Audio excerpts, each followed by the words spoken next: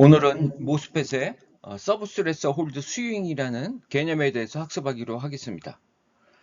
이 문턱 아래 전도 구간에서의 전류라는 것은 이게 수학적으로 굉장히 번거롭고 추상적이라서 유도하는 과정은 생략하고, 이 SS라는 것, 서브스트레스 홀드 스윙이라는 이 개념만 이해하는 것으로 충분하다고 판단이 됩니다. 그래서 이 SS의 정의와 물리적 의미만 정성적으로 고찰하고 마치도록 하겠습니다.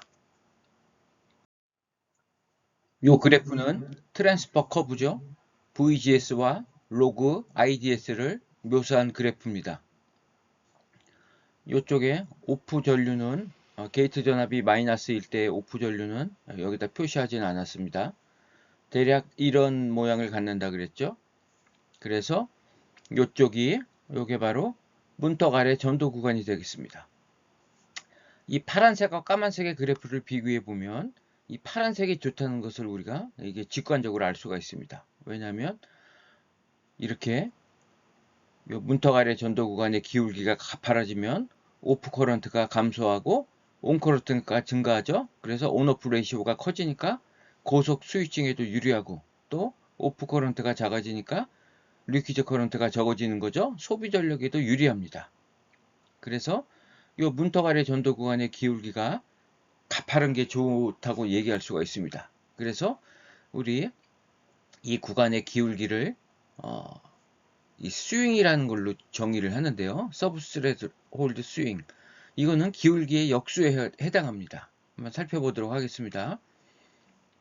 SS라는 것은 서브스트레스 홀드 스윙이면서 요 로그 IDS 요거의 단위를 보면 볼트 퍼 디케이드입니다. 그래서 10배. 자, 드레인 전류가 로그 스케일로 봤을 때 10배 증가하는데 게이트 전압은 얼마나 증가하느냐. 그래서 이렇게 쓸 수가 있습니다. 이거는 바로 이 기울기의 역수에 해당하는 거죠. 그래서 스윙이라는 것은 기울기의 역수에 해당합니다. 그래서 이렇게 표현할 수가 있고요. 요거는 다시 이런 식으로 표현할 수가 있습니다. 우리 그리고 커패시터를 한번 생각해 보겠습니다. 이 모스 커패시터가 되겠죠. 수직 방향을 보면 게이트 전압이 인가되죠. 그리고 사나막 커패시턴스하고 공핍 커패시턴스. 우리 교재에서는 C'SD로 표현한다 그랬죠. 자, 이렇게 됩니다. 그래서 게이트 전압은 여기에도 걸리고 여기에도 걸린다. 그래서 VOX, 파이S, 이게 반도체에 걸리는 전위가 되는 거죠. 자, 이렇습니다. 그리고 이러한 직렬 연결에서의 우리 전하량을 Q'이라 그러면 어떤 관계식이 성립이 되냐면, 자, 이런 관계식 성립하죠. Q는 CV니까 이렇게 됩니다. 그리고 여기도 Q'입니다. 요거는 여러분들 이해가 안 가면 우리 고등학교 책을 보면 나와 있습니다. 이거 아주 간단한 겁니다. 자, 이렇게 되죠. 그 다음에 VGS라는 것은 결국 여기에 걸리는 전압이죠. 그래서 이렇게 쓸 수가 있습니다. 그래서 VOX는 요걸로 쓰고요. 파이S 그대로 쓰고, 그 다음에 요 Q'을 자, 여기서 구합니다.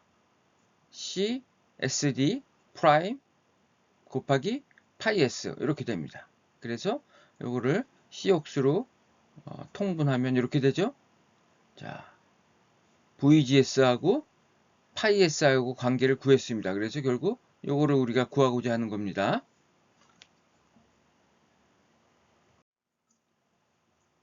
그러면 자, 여기서 d파이S, dVGS를 구하면 이렇게 되겠죠?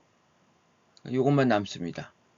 그래서 SS라는 것은 기울기의 역수에 해당하니까 자, 이렇게 쓸 수가 있죠? 그래서 여기서 우리 IDS를 한번 살펴보겠습니다. 여기 이 드레인 전류라는 것은 결국 반전전자 농도에 비례합니다. 반전전자가 많을수록 드레인 전류는 증가할 겁니다. 그리고 그러한 반전전자들은 반도체 표면에 존재하게 되죠. 그리고 그 표면의 반전전자들이라는 것은 표면 전위의 지수함수에 비례해서 증가한다 그랬죠. 우리 이거 앞에서 배웠습니다. 그래서 IDS를 대략 이렇게 근사시킬 수가 있다는 겁니다. 그러면 로그 여기 IDS를 요걸로 이제 바꿔주는 겁니다. 그래서 여기 IDS에다가 이걸 집어넣으면 이렇게 되겠죠? 그리고 우리 이렇게 로그 함수의 미분은 이렇게 쓸 수가 있습니다. 여러분들 이거 다 일반 수학 시간에 배운 거죠. 그래서 최종적으로 로그 IDS, dps라는 것은 이렇게 쓸 수가 있습니다. 이 공식에 맞춰서 쓰면 됩니다. 그래서 SS라는 것은 이거의 역수에 해당하는 거죠. 역수에 해당하니까 자 Q분의 KT ln 10이 되고요.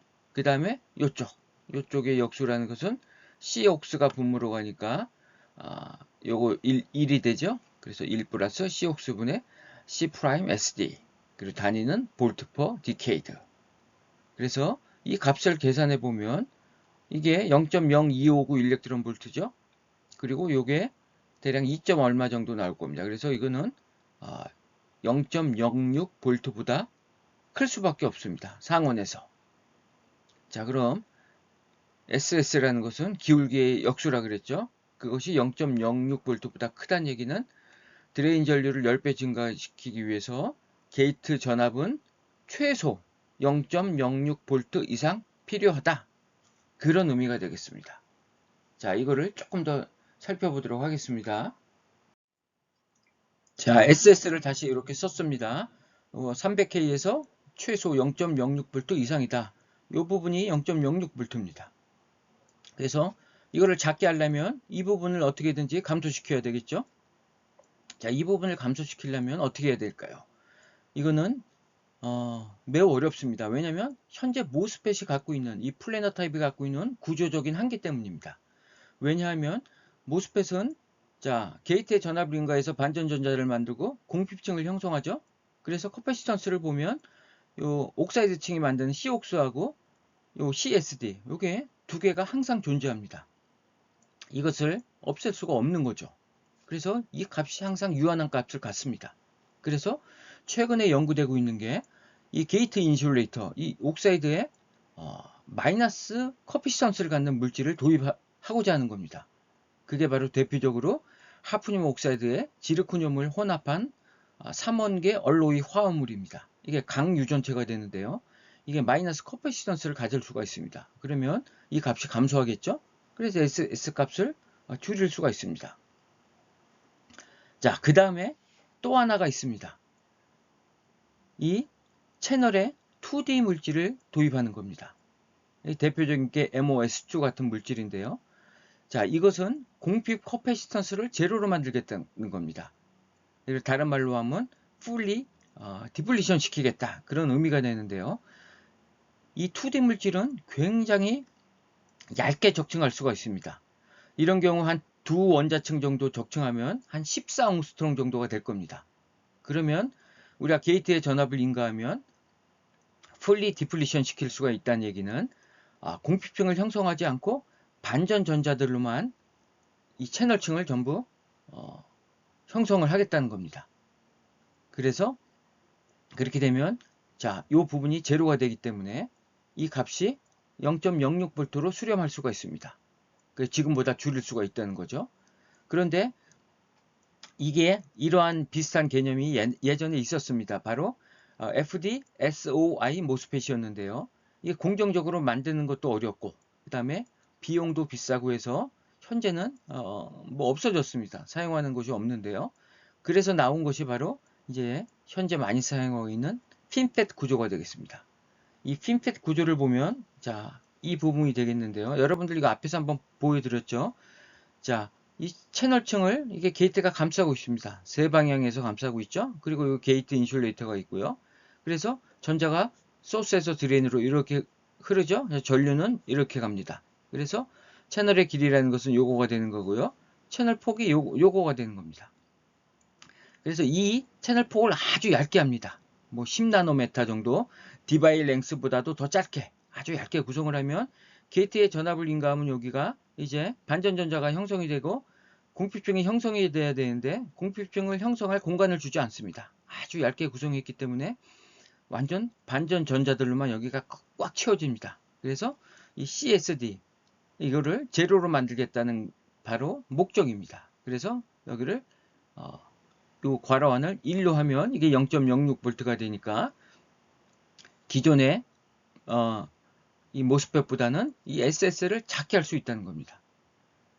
우리 현재 이 플래너 타입에서는 우리 뭐 COX를 크게 하고 그래서 하이-K 물질을 사용하거나 게이트 옥사이드 층을 두께를 얇게 하거나 그 다음에 인터페이스 스트랩 같은 걸 줄여서 개선을 했지만 그거는 이미 다 적용하고 있는 기술이고 뭐 한계점에 도달했죠. 그래서 이러한 새로운 연구들이 이제 활발히 진행되고 있다는 겁니다. 그 다음에 이제 마지막으로 또 하나가 이제 낮은 온도에서 사용한다는 겁니다. 이 큐브의 KT 이거를 우리 극저온에서 사용하면 이 값이 굉장히 작아질 수 있습니다. 그런데 이거는 현실성이 없는 거죠. 우리는 상온이나 그보다 더 높은 온도에서 사용하게 됩니다. 그래서 이거는 궁극적으로 줄일 수가 없습니다. 그래서 여러분들 뭐 초전도체라는 게 있죠. 아직 상온에서 뭐 논란의 여지가 있지만 뭐 발견되고 있지 않죠. 그리고 뭐 최근에 또 각광받고 있는 양자 컴퓨터도 뭐 구현이 됐다고 하는 거지만 그 실제 뚜껑을 열어보면 그 실현 온도가 마이너스 200도 K, 200도, 섭씨 200도 정도. 그러니까 상온에서 양자 현상을 발견한다는 건 쉽지 않습니다. 그리고 양자 얽힘과 양자 중첩을 어떤 물리를 갖고 만들 것인가도 쉽지가 않습니다. 그래서 상온에서 양자 컴퓨터가 구현된다는 것은 조선시대 때 스마트폰을 만들겠다는 거하고 거의 비슷합니다. 앞으로 그 정도의 기간이 걸릴 겁니다. 이게 굉장히 어려운 문제입니다. 상온에서 이렇게 정상적으로 동작하는 소자를 만든다는 것은 매우 어렵습니다. 그런 의미에서 반도체는 굉장히 많은 발전을 이루었죠. 1947년도 샤클리가 발견한 이래 지금 뭐 거의 100년이 아직도 안 지났죠. 그래서 지금 이 모스펫도 이제 한계점에 점점 도달하고 있는 겁니다. 그래서 이러한 핀펫 구조, 게이트 올 어라운드 구조 이런 것들이 계속 나오고 있는 겁니다. 그래서 재료도 바꿔보기도 하고 구조를 바꿔보기도 하고 아니면 또 신개념의 반도체 소자가 또 나올 수도 있습니다. 그래서 그러한 연구들이 이제 대학원 가면 여러분들 할 수 있는 거고 또 산업체에서도 연구소에서 뭐 극비리에 막 보안을 지켜가면서 연구가 진행되고 있는 게 현재 상황입니다. 그래서 여러분들 여기서는 자, 요 값만 기억을 하고요. 모스펫이 구조적으로 갖고 있는 한계 그것만 여기서 이해를 하면 되겠습니다. 자, 오늘 강의는 이것으로 마치고요. 다음 시간에는 이제 기들 커런트가 왜 생기는가 그리고 어떤 대책을 하고 있는지 한번 알아보도록 하겠습니다.